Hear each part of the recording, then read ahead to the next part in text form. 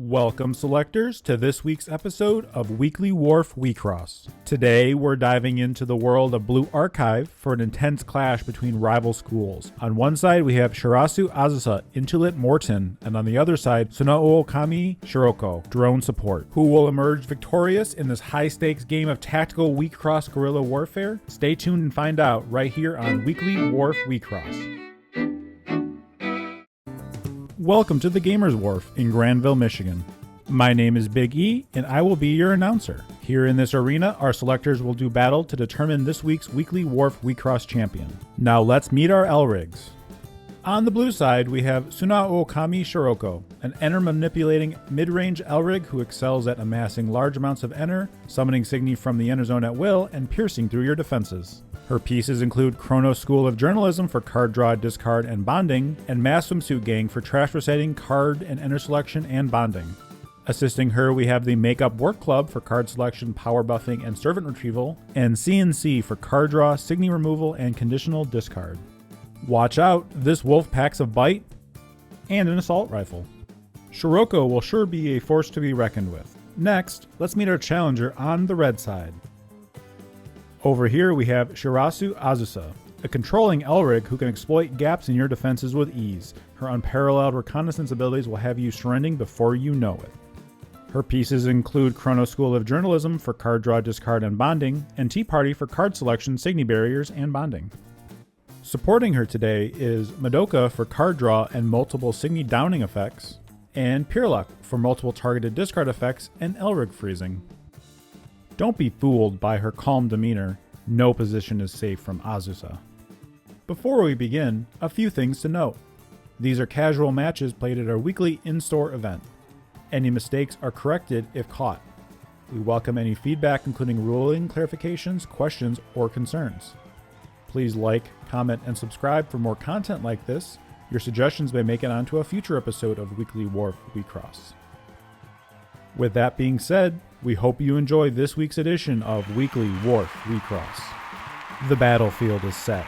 Our selectors have made their final preparations. The Elrigs have taken up their positions. The stock crowd noise is cheering. So let's get ready to battle. Both players look to have brought the same sleeves. This should be fun. And open! Red has won the dice roll and will be going first. Remember, the first player only draws a single card on the first turn. Red puts a card from hand into the Enter Zone and grows Azusa to level 1. Making the first play of the game, Red plays 2 Iochi Maris, both in the top and center lanes, a powerhouse of an early game card that gives Shadow level 1 to itself and another Blue Archive.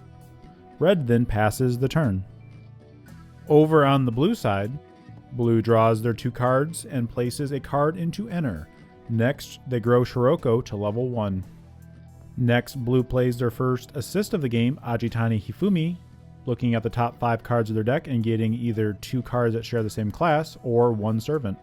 They reveal a Otose Kotama and a Chidori Michiru and place them right into their hand, and then straight onto the battlefield in the center and bottom lanes. Next, Blue plays their other assist, Ichinose Asuna, and draws 2 cards. After that, Blue pays 1 Enter for the spell activating the story to form a bond with Chidori Michiru. Moving on to the attack phase, Blue starts by attacking the bottom lane, revealing No Burst. Since Chidori crushed a life cloth, the bond triggers, Enter charging for 1. Finally, Blue attacks with Shiroko, which Red counters with a servant. On the end phase, Kotama triggers. Blue reveals a top card of their deck and draws it if it's a Blue Archive card, which it is. The turn then passes back over to Red, who just escaped with only a single damage and a solid board intact. They start by Enter charging and then growing Azusa to level 2. Iochi Mari is a card you're going to see in a lot of Blue Archive decks. It's a very strong level 1. Red grows their first assist, Pure Luck, to level 1, Pure Luck Snipe. They get to look at Blue's hand and discard a non-guard card from it. Lots of good options to pick from here. After taking a closer look, they choose Kuromi Serika and discard it to Blue's trash. Red then places a Shizuyama Mashiro in the bottom lane, targeting the center Iochi Mari with her effect. Moving on to the combat phase, Red starts by clearing the bottom lane. It's almost always good to clear out lanes or get your underswings in before attacking with your actual damaging attackers. Next, the center Iochimari clears the Kotama in the center lane, sending it straight to the trash. The top lane Iochimari attacks next, hitting no burst. Finally, Azusa herself attacks, which blue defends with a servant. The turn then passes back to blue with Life Cloth tied at 6. Blue draws their 2 cards for the turn, enter charges, and grows Shiroko to level 2. In the early game, expect to see small amounts of damage coming forth, with big hits coming later in the game. Blue starts by playing a Kuromi Serika in the bottom lane, a good early way to sneak some damage through with her Lancer ability. Following that, they play a Kawawa Shizuko in the center lane and an Otose Kotama in the top lane. Both Signy looking to get small incremental advantages with enter and cards, trying to gain more resources than red to eke out an advantage. Blue goes back to their assist and grows Urawa Hanako to level 2. This assist gives 5k buff to all blue Signy until the end of red's next turn, and blue can pick up a servant from trash. Once again, blue is trying to stall out the game to get some more resources to be able to confront red later in the game. Shiroko and her Signy really want a lot of enter to be able to use their effects to their fullest. Moving to the attack phase, blue places 1 blue archive Signy in their trash from enter and gives Serika in the bottom lane Lancer. Red has no responses. Blue starts by clearing the center and top lanes, then they attack with Serika in the bottom lane, who vanishes the Signy and hits a life burst. The first burst of the game targets Shiroko, whose attack will be prevented unless blue discards 3 cards. Shiroko attacks, but the attack is negated as they decline to discard the 3 cards. The turn passes back over to red, who has dealt 1 damage that turn. Red draws their 2 cards for the turn, enter charges, and then grows Azusa to level 3, unlocking all of her abilities. Azusa has a good number of tools to help break these board states. She can bounce or trash enemy Signy, and she could dig through her own deck in multiple ways to find just the right Signy for the situation. Red then quickly grows Madoka to level 1, discarding a card and drawing 3 cards. Madoka being one of the premier blue supports that always get more cards early in the game. They then go right back to their Elric deck and grow Pyrrhuluck to level 2 to look at and discard a servant from blue's hand, and freezing Shiroko down. Note that since Shiroko is down and frozen, she will not up next turn. Even if she grows to level 3, she'll still remain downed. Red then plays the first piece of the game, Chrono School of Journalism, drawing 2 cards, discarding 2 cards, and then forming a bond with Azusa herself. Azusa's bond ability is quite strong, allowing you to pay 1 to look at the top 3 cards of your deck, choose a Signy from among them, and add it to your hand. Red is very clearly digging down into their deck, trying to find the perfect Signy for this situation. Do they want to enter deny, or do they want to find a piece of removal, or another servant perhaps? They choose another Shizuyama Mashiro and add it to their hand. With their hand now full, red starts to play their Signy. Starting in the top lane, they play Nekozuka Hibiki, one of the most powerful Signy in Blue Archive. They then play Shizuyama Mashiro in the center lane, and Kuda Izuna in the bottom lane. Red declines to use Izuna's effect to swap a Signy, and with that, red moves to the combat phase. At the start of combat, red places Mashiro's Trash on Vanish effect on Hibiki, and Hibiki's effect triggers, making blue discard a card. Blue has no responses here, and red starts attacking with Hibiki in the top lane. This attack will put the Kotama in the trash, and since red has discarded a card to this turn, Hibiki's other effect triggers, making blue discard another card. Next, red looks to attack in the center lane with Mashiro underswinging. Rounding out the Signy attacks, Izuna attacks in the bottom lane, vanishing the Serika. No life cloth damage though. Finally, Azusa attacks, which connects, revealing another life burst. This burst enter charges for 1 and picks up a blue archive Signy from entered onto the field or into hand. Blue chooses a Chidori Michiru and puts it into their hand. The turn passes back to blue with their Elrig frozen and minimal damage done. Blue draws their 2 cards for the turn, chooses not to enter charge, and grows Shiroko to level 3. Shiroko's ability to give S-Lancer to a Signy and also use your enter as an extra hand is very invaluable. Blue plays their first piece of the game, Chrono School of Business, drawing 2 cards and discarding 2 cards, And then they were exceeding 4 in this to form a bond with Shiroko, but that's actually for the Masked Swimsuit Gang, a piece they will play later. So it ends up being the same at the end. Generally, your best bond abilities will be found on your L-rigs, but don't forget about your Signy. Some of them have some pretty strong bond effects. Blue then plays their second piece of the game, Masked Swimsuit Gang, shuffling their deck and trash together, then looking at the top 5 cards of their deck and getting any number into hand and then the rest into the enter, and forming a bond with, it seems, no one. This piece is pretty good at not only preventing yourself from being refreshed, but also filling your hand and enter zone with more Signy to use, especially with Shiroko's ability to pull anything out of enter. Blue draws their 5 cards and keeps 2 of them. The cards you keep from this effect do not have to be revealed, but the ones that go into enter do. Blue then activates Shizuko's ability to reveal the top card of the deck. If it's a blue archive, enter charge it, which it is. They then trash the Shizuko to make room for another Signy. Blue then plays Kosaka Wakamo in the bottom lane, a very strong threat if she gets a clear shot. Then in the top lane, Blue plays Takanashi Hoshino, a very solid defensive Signy. Finally, they play a Chidori Michiru in the center lane. Blue moves to their attack phase with a few triggers in the bucket. First, they activate Michiru's ability to vanish the Mashiro in the center lane. Then they use Hoshino's trigger to enter charge 1. Finally, they use Shiroko's ability to give Wakamo S-Lancer. Red has no response. Blue starts by clearing the Hibiki in the top lane. Next, they attack with Wakamo in the bottom lane, vanishing the Izuna and crushing a life cloth, which has a life burst. Red decides to pick up a card from the trash instead of forming a new bond, and they pick up an Exia. Blue attacks with Michiru in the center lane, hitting a life burst. Red chooses to freeze the already downed Wakamo and forces Blue to discard a card. Since Shiroko is still down from the previous turn, there is no attack from her, and Blue has to pass the turn. After 3 turns each, Blue leads Red and Lifecloth 5-3. Red draws their 2 cards for the turn and does not enter charge. Red then activates Azusa's bond ability to look at the top 3 cards again, and reveals another Mashiro and puts it into their hand.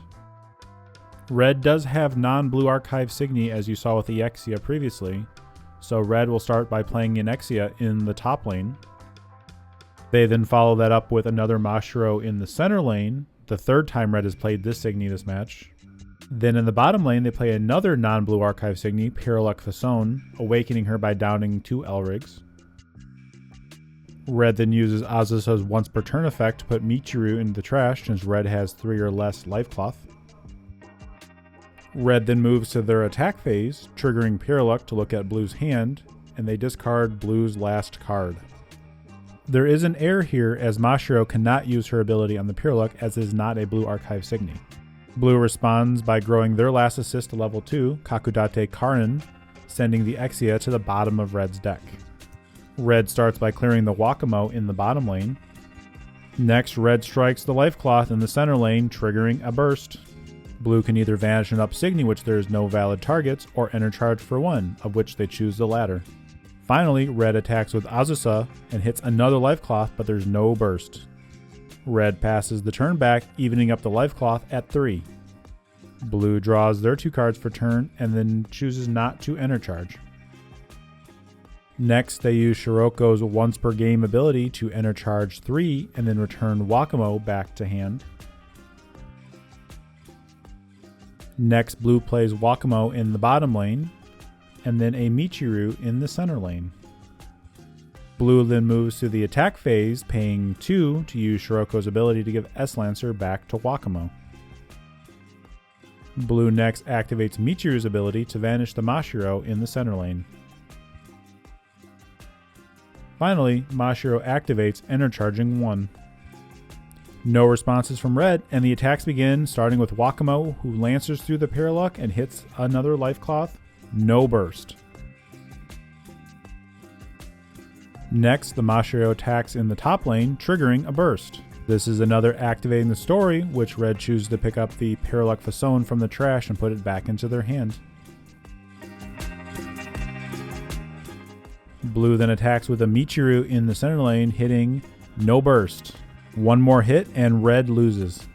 Finally, blue attacks with Shiroko, which is guarded by another servant from red.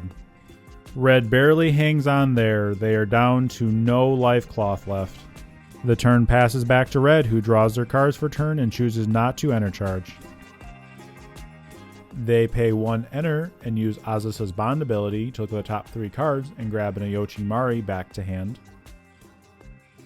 Next, they play their second piece of the game, Tea Party, looking at the top 5 cards and adding 1 to their hand without revealing.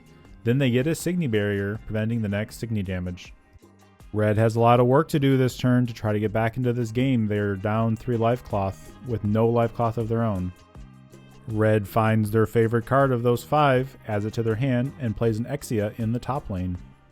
Next, they play Ayochi in the center lane. And finally, they play an Utazumi Sakurako in the bottom lane, a very strong double attacking Signy. Red makes a quick change of Signy position, which is fine in these casual games as long as both the Signy were played from hand and no other effects have triggered. Red then uses Azusa's once per turn ability to bounce the Hoshino back to blue's hand. With no other effects, red moves to their attack phase. They first swing in the bottom lane with the Exia to clear out the Wakamo. Next, red clears the Michiru in the center lane with the Mari. Then they attack with the Sakurako in the top lane, hitting a servant life burst in the life cloth. Blue does not have a servant in their trash, so they are forced to pick a different Signy, which ends up being another Wakamo. Red then puts 3 blue archive cards from Enter into the trash to up the Sakurako to give her another attack. This second attack hits the life cloth and there is no burst. Finally, Azusa swings, breaking blue's last life cloth and hits a burst. Blue decides to draw 2 cards. On red's end step, all their Signy up due to Exia's ability. Red was able to claw back into this game and tie up the life cloth at 0.